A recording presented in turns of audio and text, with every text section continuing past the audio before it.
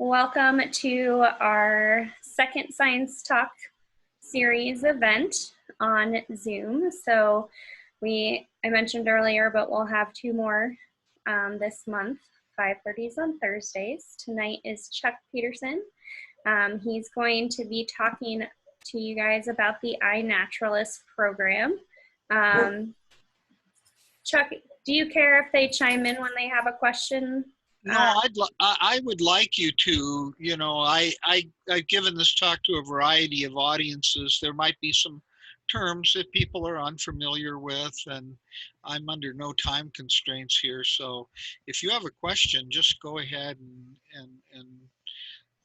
I don't know how you do that. If you just wait for a pause, or I know some of these have a hand waving thing where you can wave your hand and. Yep. So I have pretty restricted chat settings when I have the kids on, but I'm gonna open it up here. So you should be able to chat with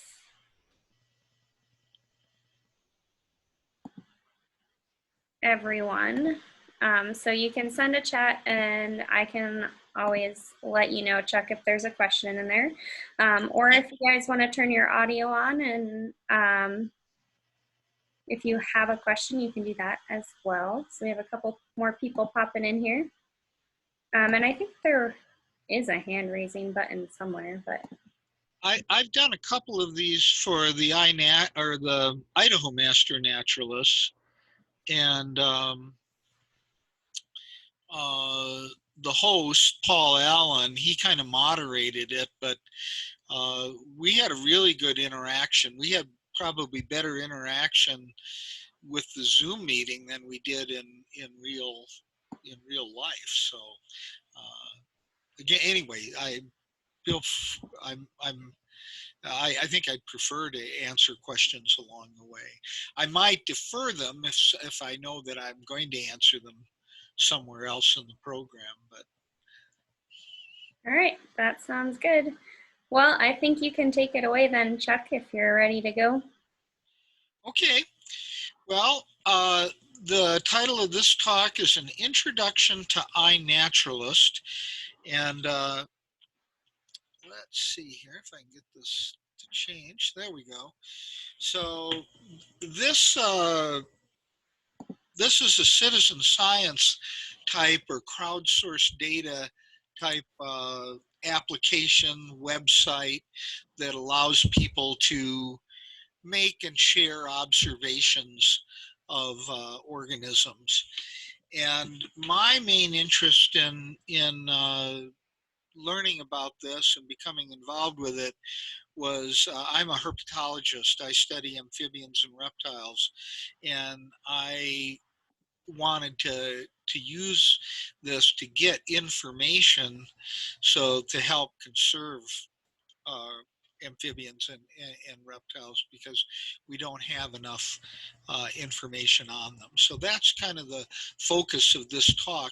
But the real goal for iNaturalist itself is for people to have fun and be able to share their observations with their friends and other people, and to help them learn how to identify organisms. So there's multiple reasons why people use the iNaturalist application. So I thought I'd start out and tell you a little bit about data needs and types of data. And often this is preaching to the choir, but I think it's a good place to start. And then I'll talk a little bit about citizen science data and crowdsourced data, and how they're similar and how they're different. And then most of the time I'll be talking about the iNaturalist application itself, and then give you some tips on how to use it, and talk to you about some projects particularly here in southeast Idaho, that it's used for, and then how we've used the data that's coming out of iNaturalist, which is really kind of the most exciting part, is that not only can you uh, record your observations with this and share them with people, but then the data can actually be used for management and conservation. Okay, so just a little bit about why we need biodiversity data. As I'm sure you know, humans are having a bigger and bigger impact on the planet and on all the other organisms that live on the planet. And so we're finding increasingly, different groups of organisms are becoming vulnerable or endangered, threatened. And there's a lot of things going on, the biggest of which is the loss of habitat and modification of habitat. But there's other things like overexploitation and pollution, climate change, invasive species, and wildlife diseases, which we're being exposed to now. And without having information, without having good data on what's going on, you don't even know what the problems are. So there's a really big need for current information on the occurrence and on the distribution of organisms to identify conservation problems. This is especially true for non-game species, which is the vast majority of species here in Idaho. The state has the responsibility to manage those species, but except for species that are hunted or fished, there are very little resources. There's not, the Idaho Fish and Game doesn't get general tax funds to support their work, and so they really are underfunded for one of their major tasks. Uh, they do get some money from the federal government, and that's the money that largely funds what are called the diversity biologists that are in each of the fish and game regions around the state. And in order to qualify for that money, they have to put together a state wildlife action plan every 10 years where they evaluate the status and trends of uh, the vertebrate species, and also some plants and some uh, some invertebrates.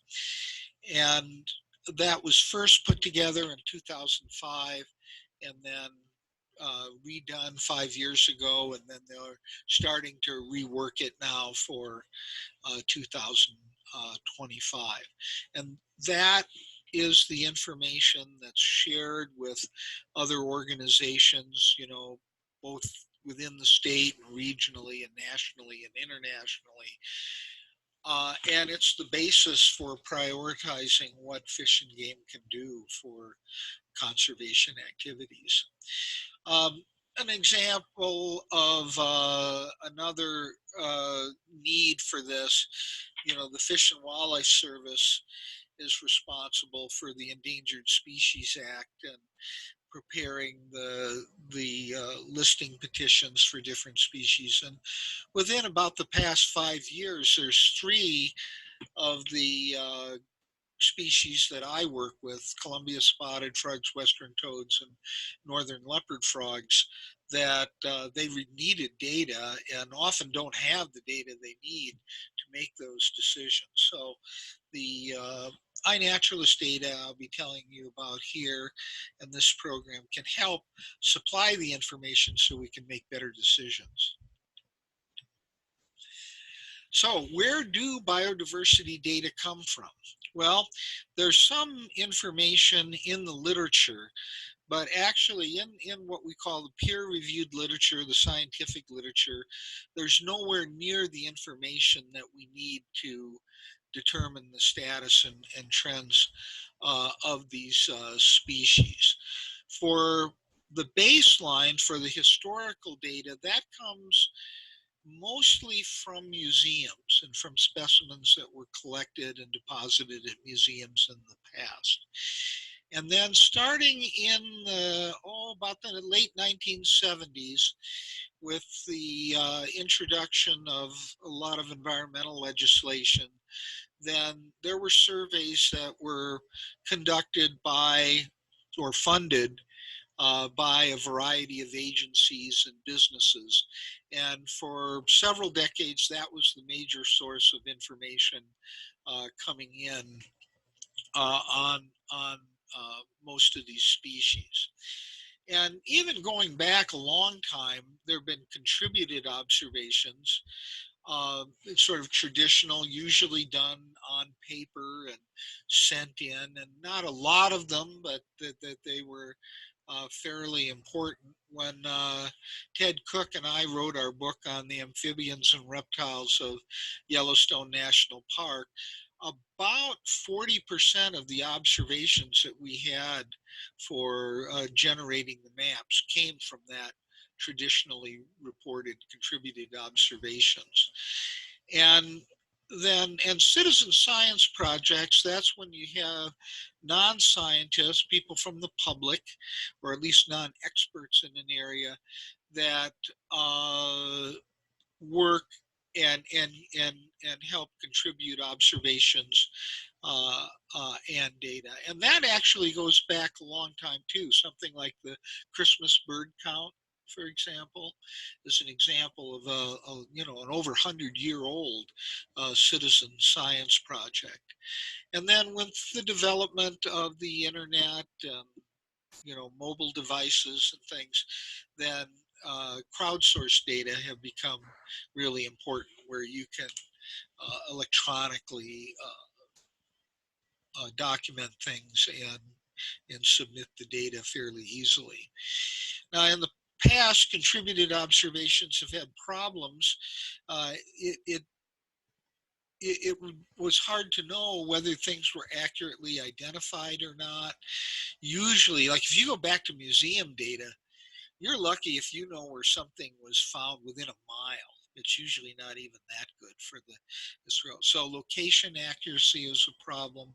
And then often data just never got submitted because it was hard, or if it did get submitted, they may not have the resources, the time and the money to get it put into databases. And this, I thought maybe I tend to use these words, citizen science and crowdsourced, interchangeably.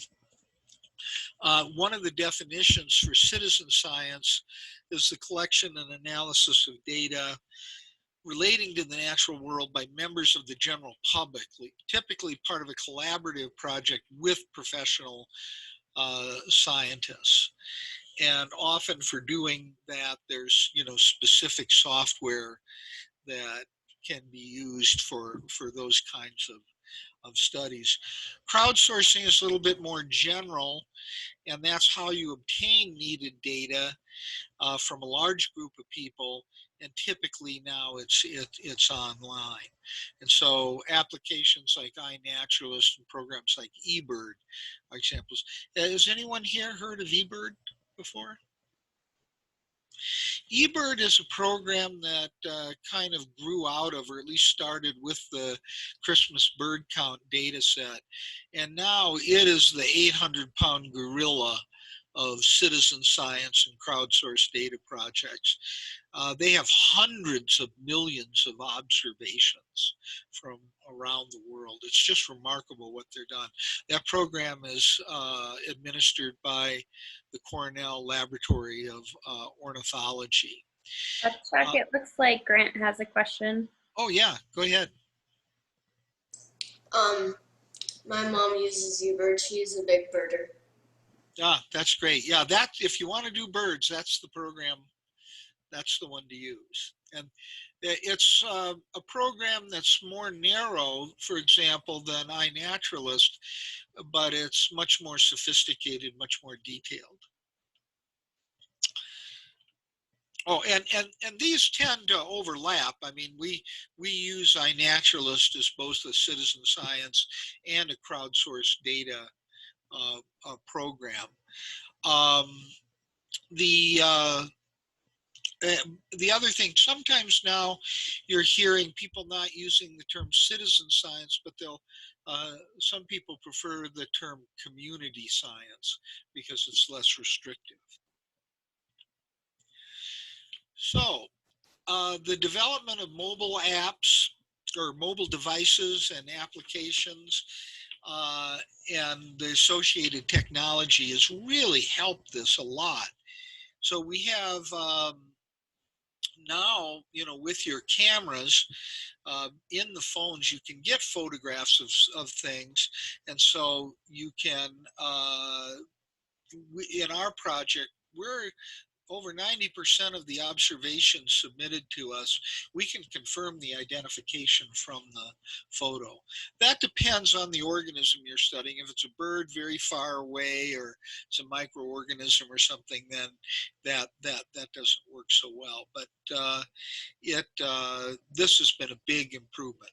The other thing too is we have global positioning system receivers in the mobile devices now, and so you can get location accuracy typically within a few meters, so that's quite accurate. That actually can be a problem if you don't want people to know the precise location of what you're reporting, and then you have to scramble the signal a little bit. So you may not want people knowing what you saw in your backyard. You might want to make that a little bit more obscure.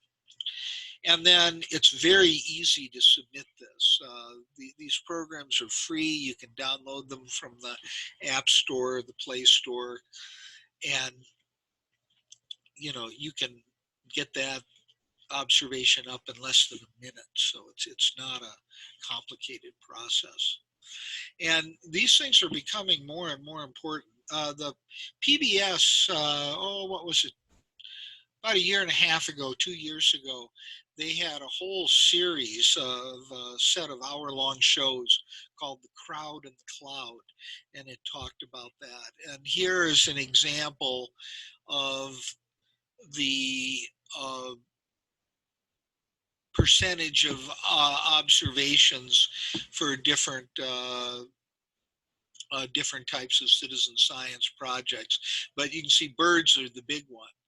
But astronomy is a really interesting one. People have discovered like new planets through citizen science, or not new planets, but new features, and some people use citizen science for like water quality, environmental quality.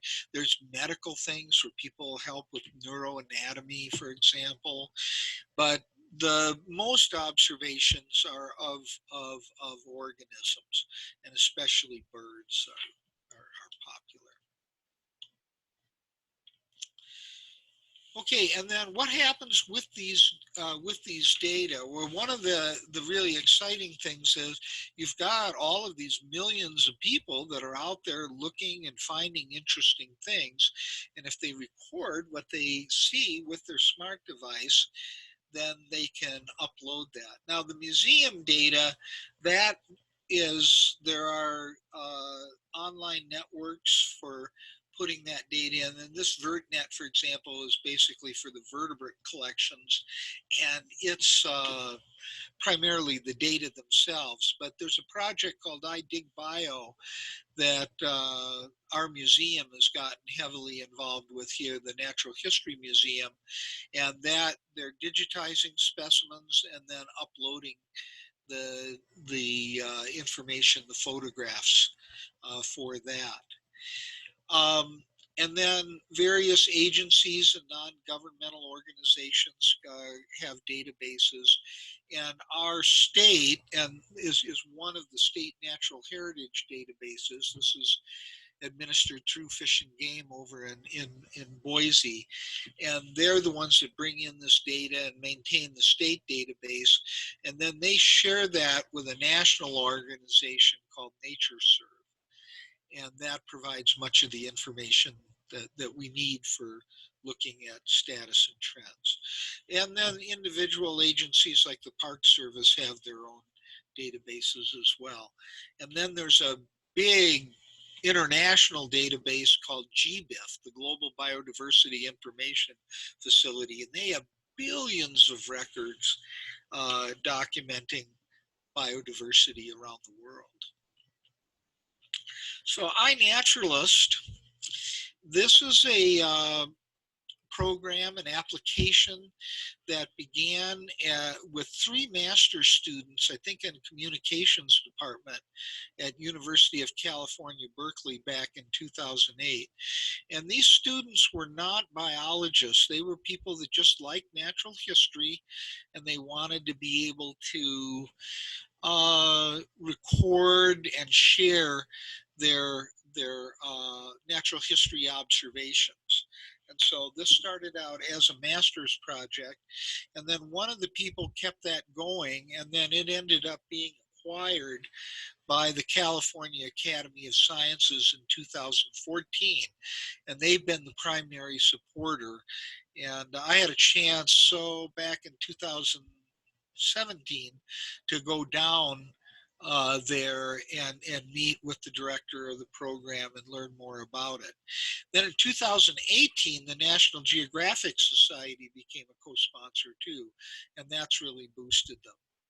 And it's basically an application that uses mobile devices to document observations of organisms. You can also use a website as well. The observations consist of photographs, and you can use audio recordings. We use that for like frog calls, but you could use that for bird calls and things too. You use the geographic coordinates.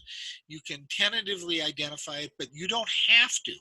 One of the cool things about it is you can put something that you don't know what it is in there, and it has a feature called computer vision, and it will match up your picture with pictures in their database and suggest identifications for you. But even if you don't know what it is at all, you can just put it up there, and usually somebody will look at it and help you identify it. And then you can put interesting information about the behavior or the health of the organism, things like that, how many you saw.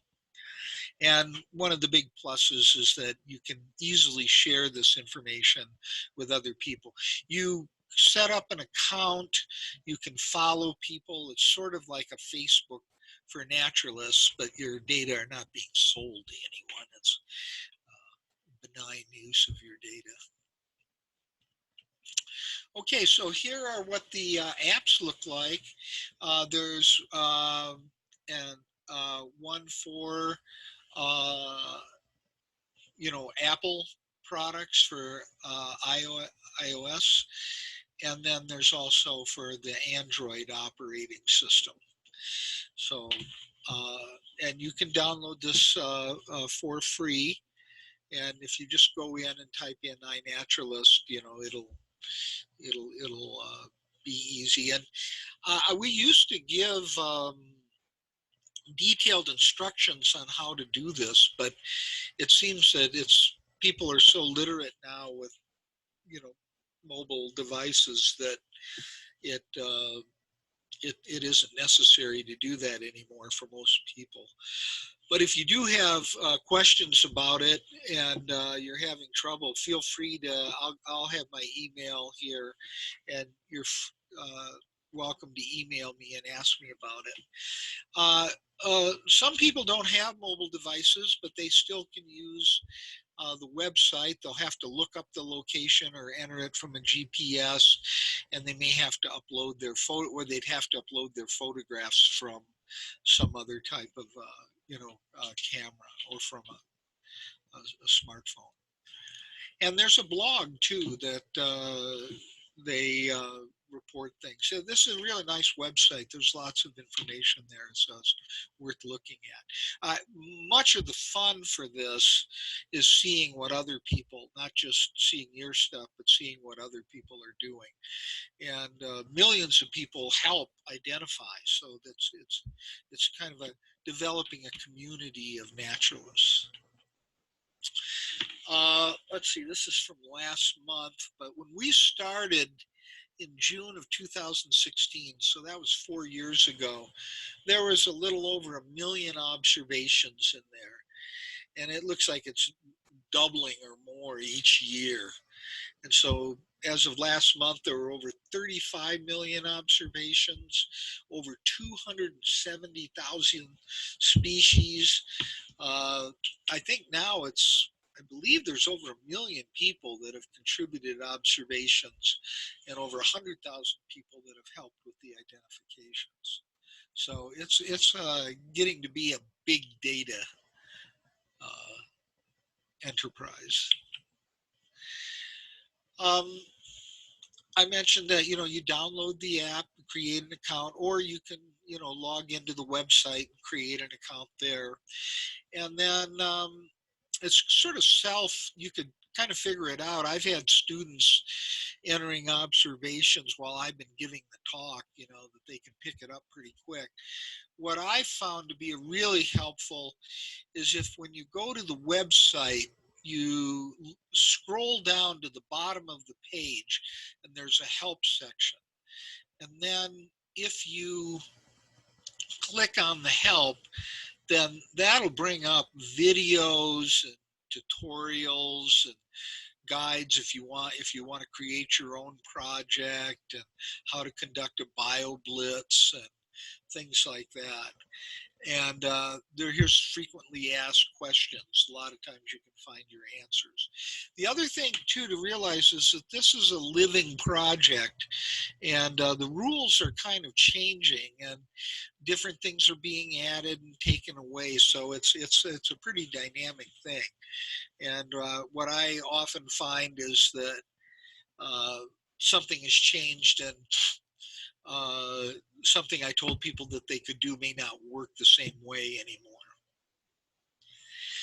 Here's some general tips that we've put together on using iNaturalist. One mistake we've seen is sometimes people don't save the coordinates while they're at the site of the observation, and then they get the photograph and they identify it, and then they go on somewhere else, and then they get the GPS coordinates, and then they have the wrong coordinate associated with it.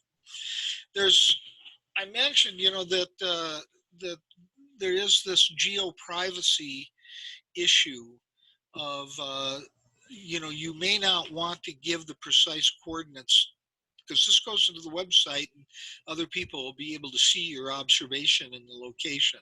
So if it's like, for me, rattlesnake dens, I don't want people knowing about where those are, because there are people that go out there and that would kill the animals.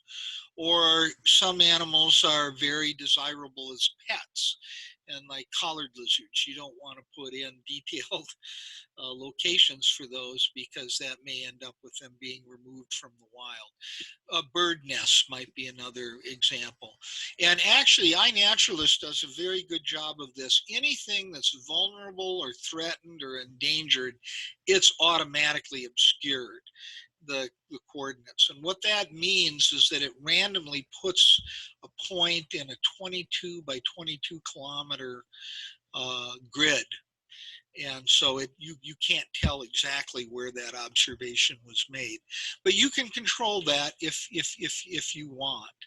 And so that's something I suggest people, particularly like if you don't want people looking for birds in your backyard, you see a rare bird there, you may want to obscure those coordinates. I recommend or strongly suggest that people try to identify the subject to the extent they can. That might be saying it's a plant or a flower or a tree or a butterfly or a snake. And at least then that'll help people to notice what you're looking at, and then they can help you identify it. And there's this feature called computer vision that will give you suggestions if you have a network connection. That's another very interesting thing about this. You can take pictures and make observations, get your GPS coordinates, And then if you're away from a network, you don't have Wi-Fi, for example, you can upload it later. So you don't have to upload it at the time you make the observation. In fact, I don't do that. I enter all the information and I save it, but then I wait to upload it until I get home and I can look at it and make sure everything's correct. And you can always go back and edit in or delete any part of an observation later. Now, here's a little bit of tips for getting good photos. So the ability of other people to help you identify your observation or to confirm it is going to depend on the quality of the photograph that you take. So one suggestion that I make is that you might find out that you do better taking the picture outside of the iNaturalist app, just using your phone. Then go into iNaturalist and pull that picture off your camera roll. The smartphone camera app that iNaturalist uses is not the same one. That it's a simpler one, and like, sometimes when you're focusing on a plant or something, you may have a hard time focusing on it with using the camera app within iNaturalist. Sometimes I have to go out. So just something that usually can do it right from within iNaturalist. But if you can't, you can go outside, take the picture, and then upload it. And if you have pictures that you've taken before, you can use those, now.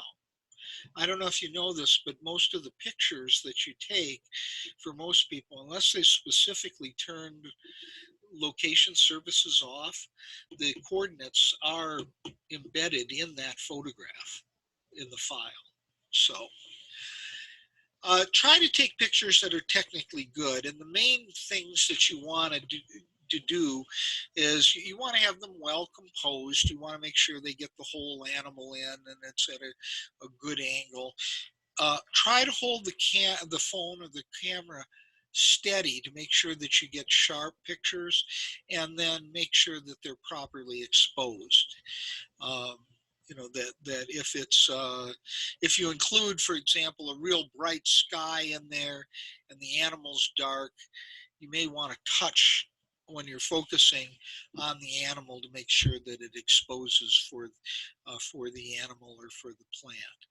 And take multiple pictures. You can shoot at different distances and at different angles.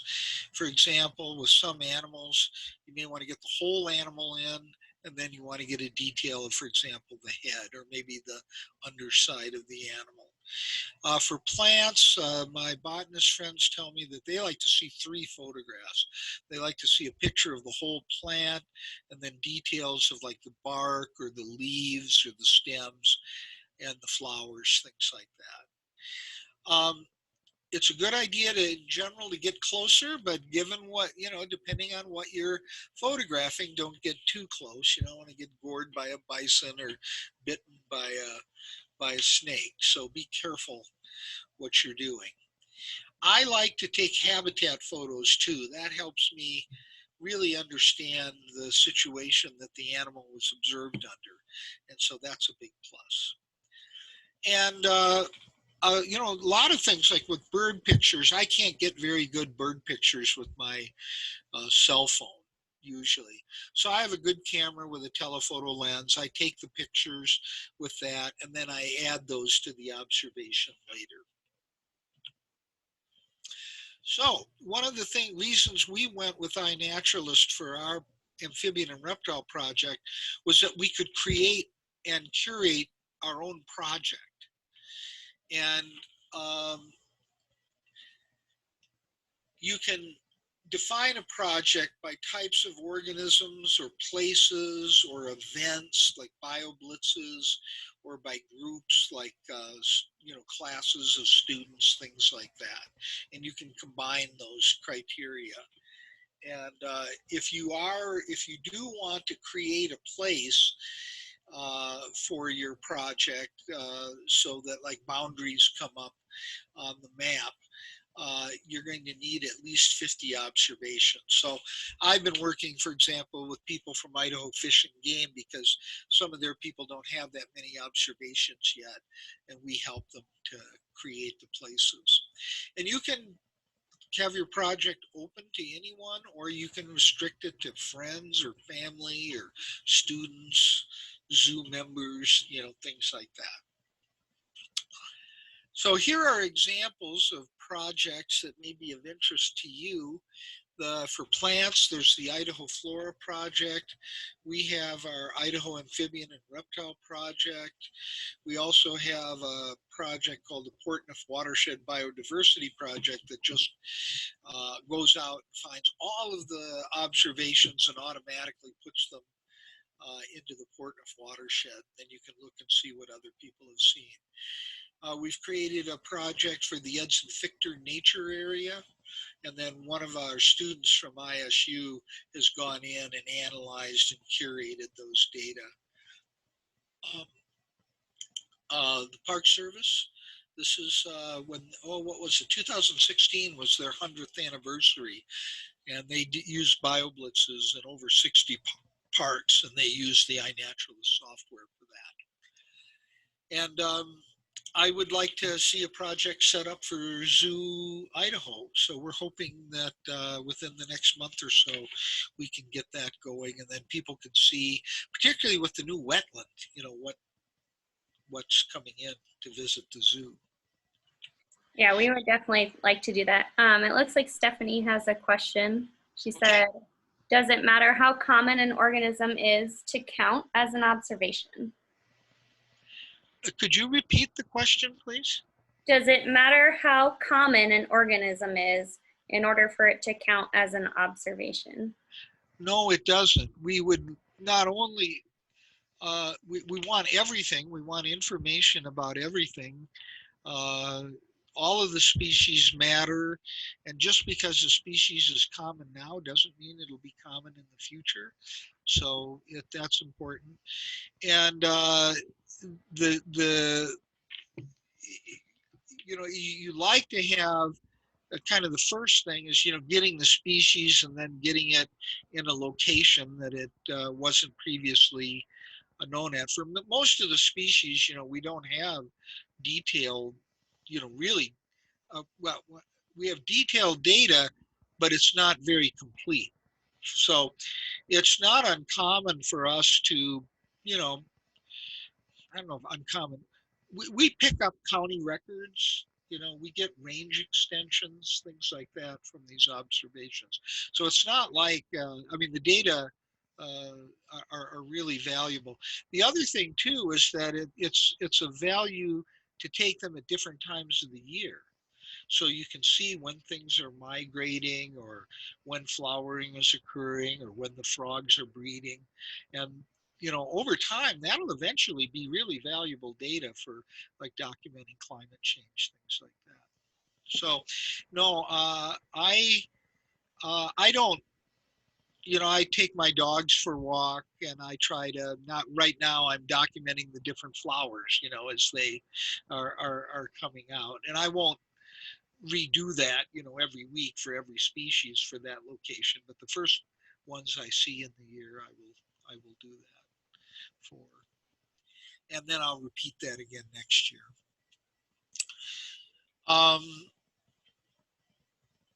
Let's see. Oh, this is kind of an interesting story. We had the outreach coordinator for iNaturalist come up here, and he helped with put on a workshop, and we had and he gave a talk here, and we had him up here for 4 days. And from his talk, I stole this slide.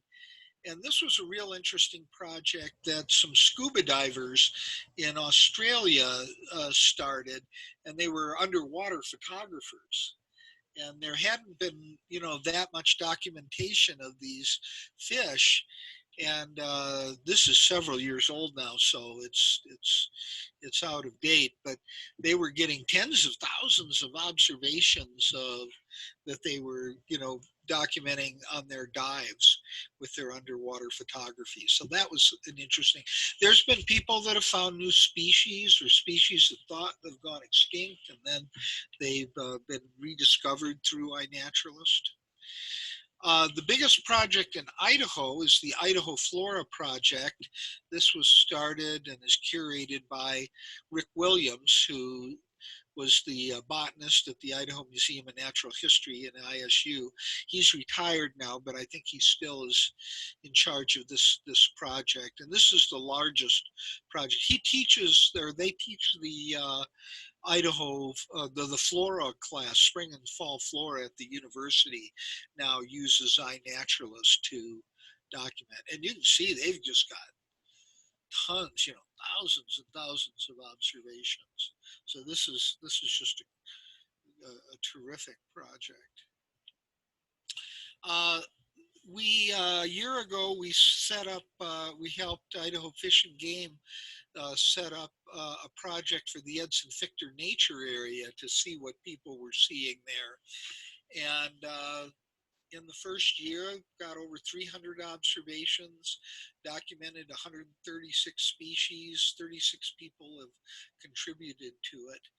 And one of the most interesting things is the contribution of how many invasive species are there.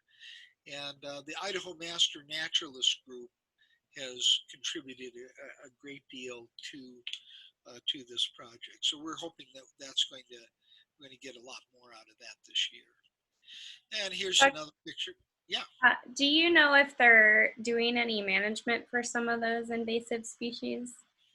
Yes, they are, but I think it's a daunting task from what I understand. Talking to people in BLM and in the Park Service and Fish and Wildlife Forest Service, that's one of the biggest problems they have are introduced invasive species. But it's a big problem. I mean, I don't know if you noticed this, the most observed species down there is Russian olive. Yeah. It's an introduced species, so it's a big problem. Here's this kind of shows you, so here's a little bit of data about it, but this is an actual observation. So this is one of the Idaho Master Naturalists, and he's the top observer there. And he saw, this was last month, he got this photograph of a bald eagle that's been hanging out down there. By the way, this is something when you go somewhere, if you want to have an idea of what you might see, like you're going to a state park or you're visiting somewhere, you can get on iNaturalist and look and see what people have been seeing.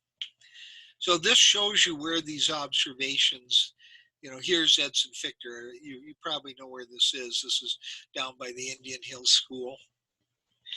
And here's the railroad tracks along here, the river, or the river's over here. Anyway, that's kind of a fun project. We started our project in June of 2016. We were working on a scientific study where we were trying to develop what we call spatial distribution models to predict where animals occurred in the Portneuf watershed. And we just didn't have enough data, and we didn't think we'd ever be able to do the surveys ourselves. So we established this project to help set it up. We set it up for all the species that are breeding in the United States, or breeding in Idaho, of amphibians and reptiles. And we created online guides, so you can, if you want, you can look at those and have help with identifying things. Let's see, as of last month, we had over 3,000 observations. We've documented all of, or next to all but one of the species. I'm not sure I can confirm the greater shorthorn lizard based on the photograph. And over 600 people have contributed to this. And our most observed species are gopher snakes, garter snakes, rattlesnakes, spotted frogs, and Sierra and tree frogs. And here you can see, this is, when we started this, there were 60 observations that were in the overall iNaturalist database. And then we look at that, and either people put them in our project or we add them. And we're hoping to keep adding at least 1,000 observations per year from now. And right now, this actually within within 4 years, this is the largest georeference database of reptiles that exists for the state of Idaho, more than everything else put together. So it's really providing a good source of information. And this is just showing you that we've gotten most of the species. This is showing you the distribution of the observations. We don't have as many as the plants, but we do have over 3,000. And you can see that the observations are clustered around these populated areas with universities. So Pocatello and Boise, Lewiston, and Moscow are the areas where you see the largest number of observations. Possible uses for these data, at least from our project, are helping us inventory and work out the maps. The United States Geological Survey is doing spatial distribution modeling, and they are using the data from iNaturalist for that. Over time, well, this gives us a snapshot of how things are doing every year, and over time, comparisons of those might be used to give us trend data. These are the main things, but activity patterns, behavior, habitat relationships, eventually effects of climate, weather, effects of disturbance like fires, and we can also, it's been using it to document about 6% of the observations are of road-killed amphibians and reptiles. So that's documenting areas where there's particularly high incidences of roadkill. So that might be able to be used to mitigate those problems. Here's a really interesting observation from 3 years ago. This is a breeding ball, a mating ball of terrestrial garter snakes up by Rexburg that somebody put up. And then specific examples of how the observations are used, well, as there's our website. Oh, I mentioned to you the USGS reptile distribution modeling. Fish and Wildlife Service has used the data for their endangered species assessment for western toad. These data are being used for Fish and Wildlife Service reptile survey at Camas National Wildlife Refuge. And then the most important one is this information goes into the Fish and Game's Wildlife Information System. And it goes into both their roadkill project and their species diversity database. And so this is the last slide. It sort of summarizes this whole process. So here's someone with their smart device, their mobile device, they're taking a photograph. This is a tiger salamander larvae, and then that's uploaded, to the iNaturalist database. The observations are. We put that in our project, and we do the quality control for it, and then Idaho Fish and Game uploads it into their database. And then this is the information that goes to the Forest Service or the Fish and Wildlife Service or the city of Pocatello or whoever needs it, for their planning purposes. So that is the basically the quick introduction to iNaturalist. I'll be happy to answer any questions. And in the future, if any of you have questions, you can feel free to contact me at this email address, and I'd be happy to try to answer your questions. Chuck, I had a question. So for your project with the amphibians and reptiles, are there certain species that you're really trying to find more data on? Or Yes. Yeah, it's valuable for all of the species. It's value for things that are being introduced, you know, like turtles in particular, but bullfrogs have been introduced in Idaho and they're spreading. So it's important for those things. What I'm most interested in, and we haven't been very successful, is we have a number of rare species that are very hard to study. Things like night snakes and ground snakes and long-nosed snakes that, you know, sometimes, I mean, Fish and Game may not have any observations of something in a decade. And so how do you assess, you know, its status or trends if you don't have any information at all? And so this hopefully, as we build up a you know, a group of a community of users, we may be able to get people to focus on that. We've had some of the most exciting observations have been here in Bannock County. Last year, we had one of the Idaho Master Naturalists document the occurrence of western toads, which we thought had disappeared from the county over 30 years ago. He found individuals down by Black Rock. So that was really exciting. That means they're still here, so they could potentially come back. The night snake, there have been 2 night snakes that were captured down in Ross Park back in 1962, and none seen since then. And somebody found one out by, I think it was out by Simplot. Last year. And then the striped whip snake hadn't been seen in this area, or hadn't been documented since 1992. And that one was also documented out near the Simplot plant last year. So we had 3 observations that indicated that those species, and we thought they had disappeared from the watershed. And so they're there. So that's really exciting to know that. Awesome. Yeah. Well, we're doing hopefully in my summer camp, we're doing a wetland week. So we were going to do some classification of some animals that we're seeing already. But yeah, if you are wanting to look out for some, I can try and make sure we're looking for those when we take the kids out to look for observations too. Do you have the iNaturalist app on your phone? I do, yeah. Okay.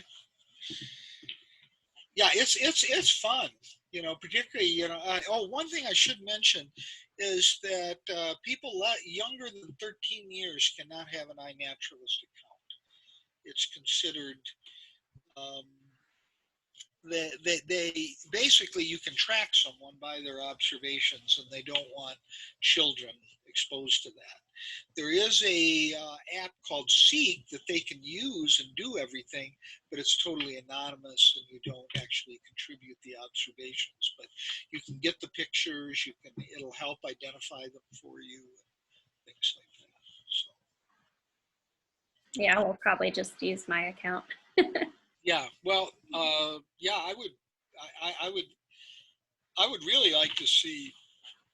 I think it would be great if we could establish the zoo project. We could have, you know, a trail camera and then a sound recorder on the wetland. Use that to document what's there, and then have people start, you know, making observations. Because you have other things that just naturally occur there. You know, the geese, and there's a lot of stuff that. Yeah, we're hoping to get a bat monitor in. So we were working with some biologists at, the College of Southern Idaho, and they were going to put one in. So they came out to see what bats we had already using the wetlands last year, and we recorded 4 different species, which was pretty cool. So they're hoping to find information about their migratory patterns. Uh-huh. So that'll be information that we're hopefully going to be collecting. soon. I think they're going to plan to put it in this summer. Was Bill Deering helping with that? Yeah, he was. Yep. Yeah, he did his master's in our department. Now he heads up that environmental consulting firm branch up that does the environmental surveillance for the INL now. Cool. Yeah. Yeah, it was fun. I had never. Yeah. Well, and you can use those recordings too. You can actually upload recordings to iNaturalist, so you can document things with sounds as well as photographs. That's awesome. The other people that are here, Jennifer and Stephanie, have you used iNaturalist? Nope, I haven't. I just barely downloaded it just right now. Okay, I think you'll have a lot of fun with it. Yeah, I'm excited. Just start out in your own backyard.